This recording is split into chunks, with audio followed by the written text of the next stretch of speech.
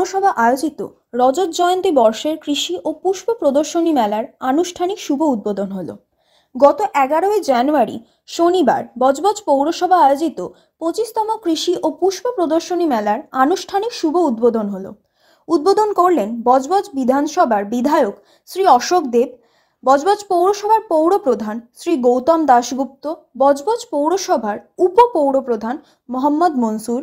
এছাড়াও উপস্থিত ছিলেন বজবজ পৌরসভার কাউন্সিলর বৃন্দসহ পৌরসভার আধিকারিক ও কর্মচারীগণ। বজবজ পৌরসভা প্রাঙ্গণে অনুষ্ঠিত প্রদর্শনী চলবে 11ই জানুয়ারি থেকে 14ই জানুয়ারি পর্যন্ত। তার কারণ হলো সবার জন্য আহ্বান রইল, আপনারা এগিয়ে আসুন। দেখুন আমরা কতটা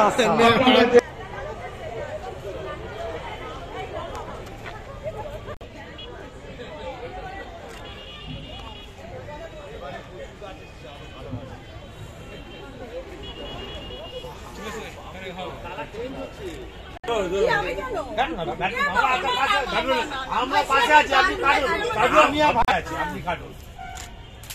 এবারে কাটা দরকার।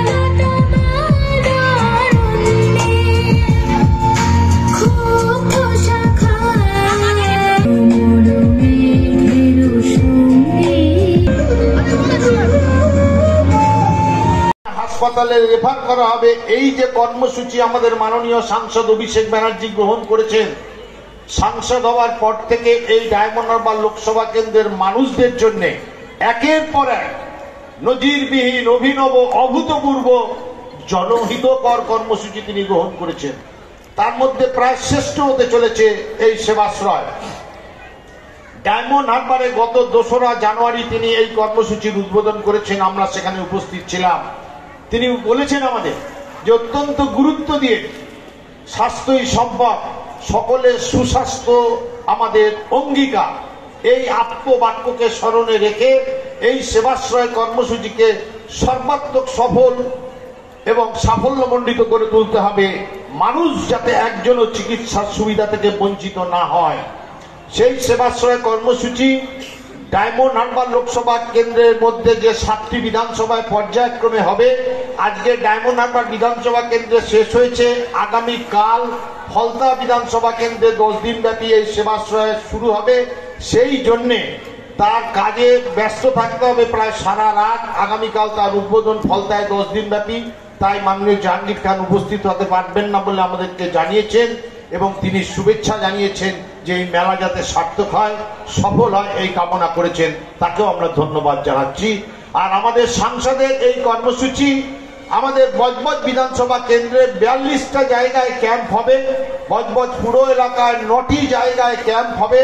আপনাদের ওয়ার্ডের মাননীয় কাউন্সিলররা সবাই আপনাদেরকে বিস্তারিত জানাবেন। হবে আগামী 22শে ফেব্রুয়ারি থেকে 3রা মার্চ, এই 10 দিন। আবার রিপিট, যদি রেফারেল কেস থাকে বা ডাক্তারবাবুরা যে প্রেসক্রিপশন করছেন, ওষুধ দিচ্ছেন, পুনরায় দেখাবার প্রয়োজন থাকে, তার জন্য 300 জায়গায় যে ক্যাম্প হবে 16ই মার্চ থেকে 20শে মার্চ, এই 5 দিন এই 300 ক্যাম্পেই আবার রিপিট হবে। এই একটা সিদ্ধান্ত আমরা নিয়েছি, বাইরের নামি দামি আর্টিস্ট শিল্পী লাখ লাখ টাকা খরচ করে আমরা আনবো না। আমরা আমাদের বজবজ বিধানসভা কেন্দ্রের যে ছেলে মেয়েরা আছে, যারা নাচ গান নাটক আবৃত্তি যোগব্যায়াম করে, শুধু তারাই এই মঞ্চে সুযোগ পাবেন, বাইরের কেউ নয়। এটাও আমরা সিদ্ধান্ত নিয়েছি। তারা কোথায় যাবেন, তারা কোথায় দেখাবেন? ভালো হোক আর মন্দ হোক, অসংখ্য দরখাস্ত আমাদের কাছে এসছে, আমরা সবাইকে সুযোগ করে দিতে পারিনি, কারণ 4 দিনের এই সংক্ষিপ্ত সময়।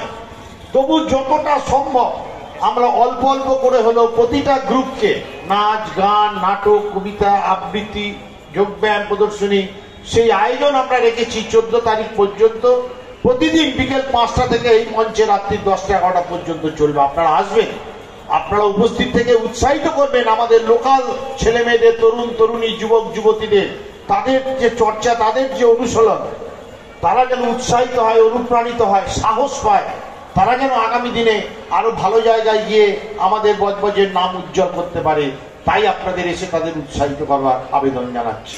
ক্যামেরায় সঞ্জিতা খাতুনের সাথে মনীষা দের রিপোর্ট। আপনারা দেখছেন সংবাদ মুখোমুখি।